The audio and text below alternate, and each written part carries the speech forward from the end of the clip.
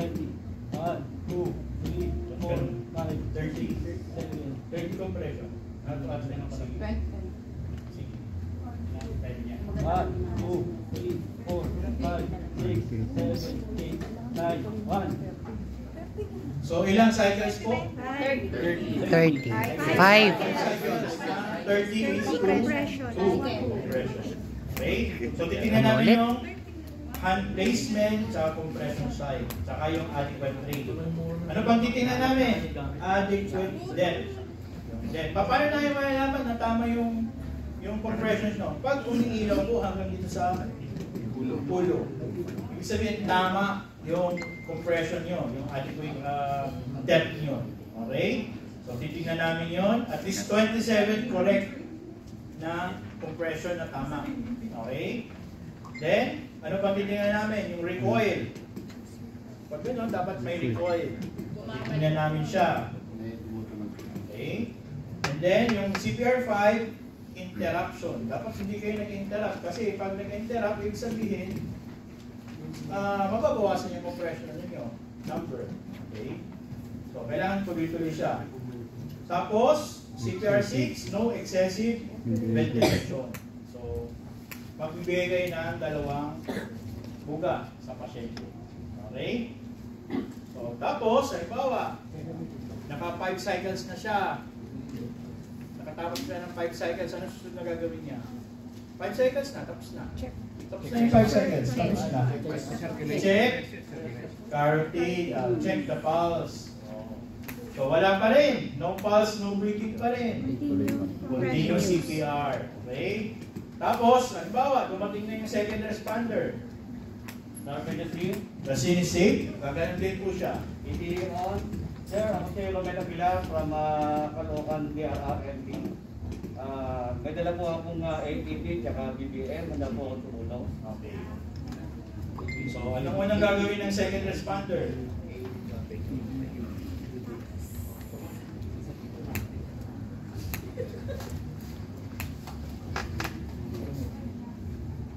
Kailangan, alam niyo kung saan niyo ilalagay yung AED na hindi kayo ano.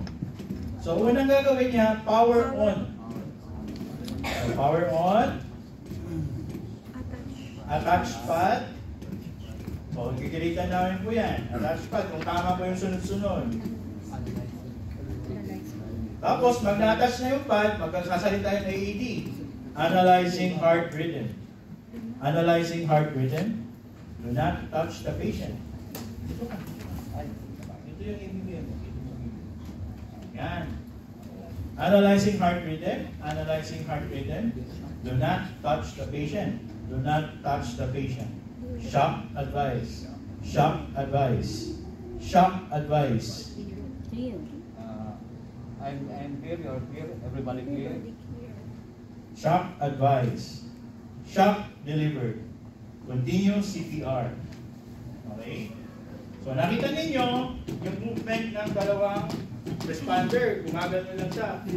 Para lang siyang wiper. Yes, sir. Okay? So tuloy-tuloy lang. So gagawin din namin yung compression ng second responder.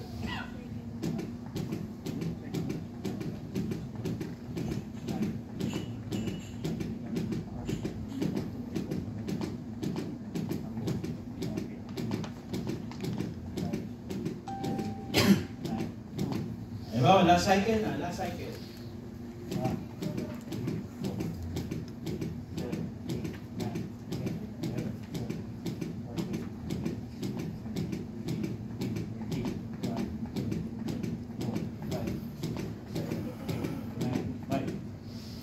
Okay, last cycle. So, naka-last cycle na siya. Ang sunod na gagawin, check for pulse.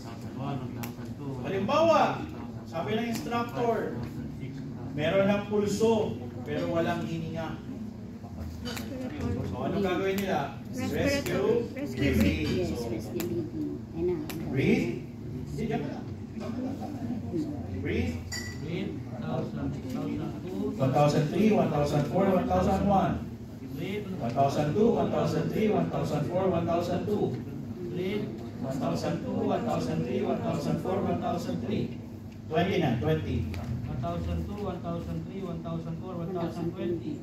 Read 1002, 1003, 1004, 1021. Read Hanggang ilan po? 24. 24. So makikinig kayo sa instructor, ha? Kung anong sasabihin siya, minsan may nagugulo na instructor. Una pa lang, RB ka na, hindi ka magsi-CPR. May mga ganun, ha? Okay? So natapos na yung RB.